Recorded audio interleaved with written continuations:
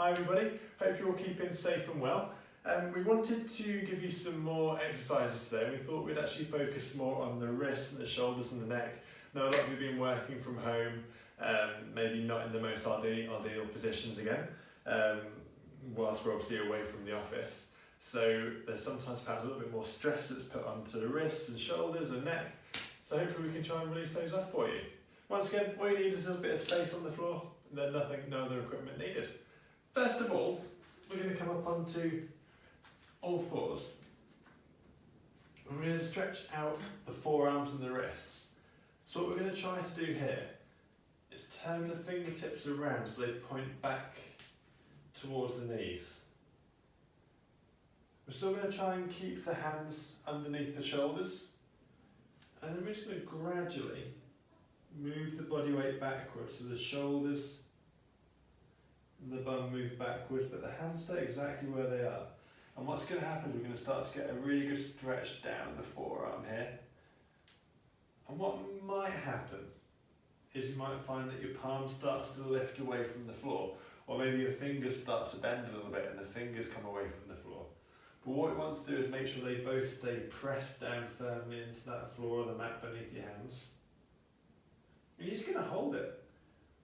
You'll find the longer you hold that position, the more the muscles will relax. And as time passes, you'll be able to move a little bit further back. What you might find as well is that one side is a lot tighter than the other. Obviously, if you're right side dominant or left side dominant, you're going to use that a lot more on the keyboard and the mouse or your trackpad. So for me, certainly my right side is a lot tighter, even though I don't spend that much time having to work on the computer. So if that eases, you can come further back. So if you prefer for this pose, you can actually do it down on your knees, and you do exactly the same thing, and just moving your body weight backwards. You'll find you have a lot more range to work with if you push your hands further forward or if you do it on all fours. But this is just a little bit of a softer way into the pose, if you like, to begin with. So then the next thing we're going to do, we're going to work now on the back of the arm. So again, I'm going to do this from my all fours, but you can do this back down on the knees if you prefer. What we're going to do, just do one hand at a time this time. Turn the fingers back down towards the knees, but now it's the back of the hand that's pressed down into the floor. You're only going to put a little bit of body weight through that wrist, okay? You're going to take quite a lot through the opposite wrist, and the same principle applies. We're just going to lean back. Now I find I can actually probably move that a bit further away. There's no right or wrong position to end up with your wrist. Some of you might find that you're really, really tight through these muscles. Others maybe not so much. We're going to sit back. And again, try and make sure that the back of the hand stays in contact with the floor. As you start to feel that lifting, that's your limit. That's where you don't want to go any further than that until that stretch is eased.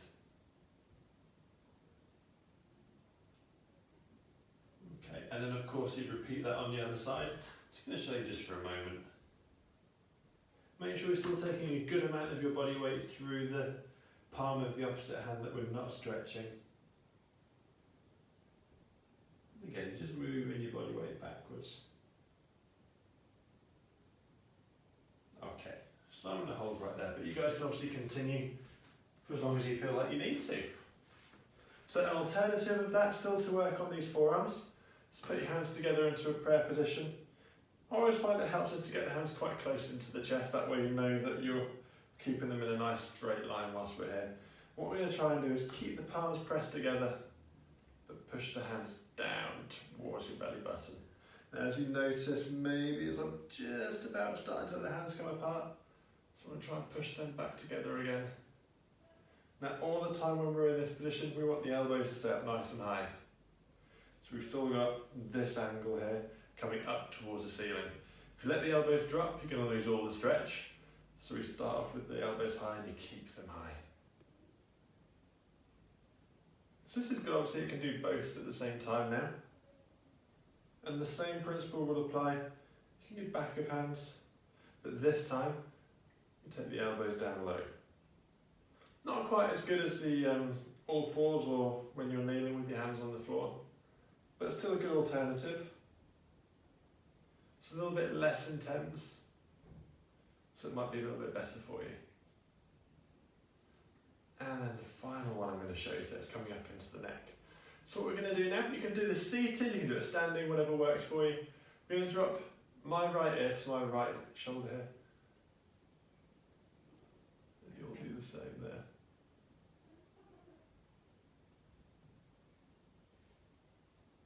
And now what we're going to do is lift the opposite shoulder.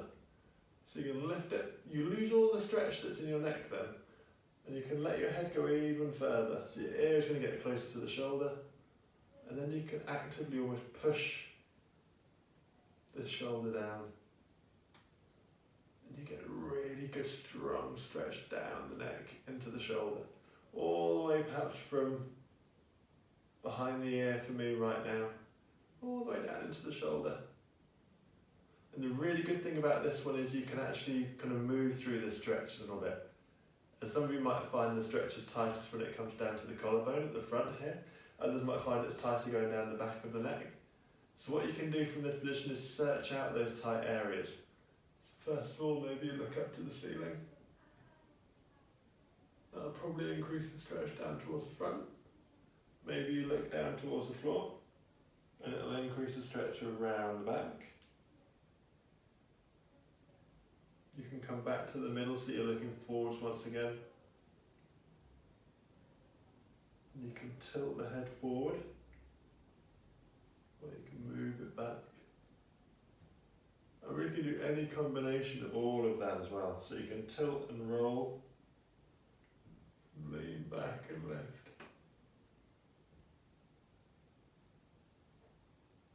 And when you're ready to come out of this pose, let the head roll all the way forwards. You'll find the stretch eases right off, chin comes down towards the chest, and then just slowly restack. Okay, so you can obviously do that on the opposite side, but there's 3 exercises there that will hopefully help you release through the wrists, through the shoulders into the neck. Thanks a lot guys, and we'll see you soon. Bye.